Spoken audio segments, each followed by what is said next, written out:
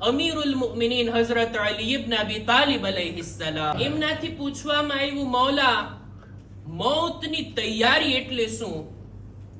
કેવી રીતના હું પોતાને મૌત માટે તૈયાર કરું? મૌલા અલીનો જવાબ બયાન કરું એ પહેલા આપણે સામાન્ય રીતે જ્યારે વાત કરીએ ને મૌત માટે તૈયારી કરીએ, મતલબ શું?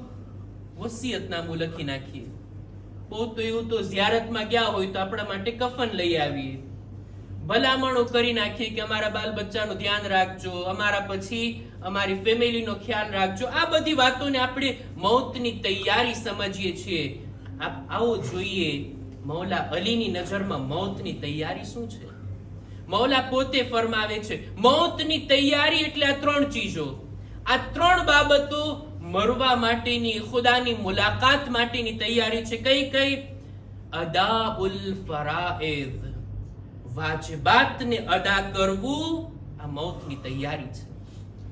કોઈ વાજિબ મારાથી ના છૂટે, જો છૂટી ગયું છે તો હું એની ભરપાઈ કરી લઉં, એની કઝા કરી લઉં, અને જે કંઈ મારે ઉપર જે જવાબદારી છે, જે મારા ઉપર ફરજ છે, કરવાનું હતું અને નથી કર્યું, હું એને મરવા પહેલા કરી નાખું. આ છે મૌતની તૈયારી.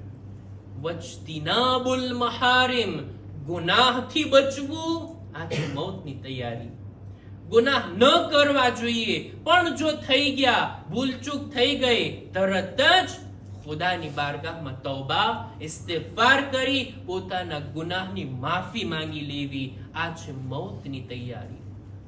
અને ત્રીજું, વલ ઇશ્તિમાલુ અલલ મકારિમ, સારા અખલાકને અપનાવવા, સારી સિફતોથી પોતાની જાતને મુઝય્યન કરવી. આ છે મૌતની તૈયારી.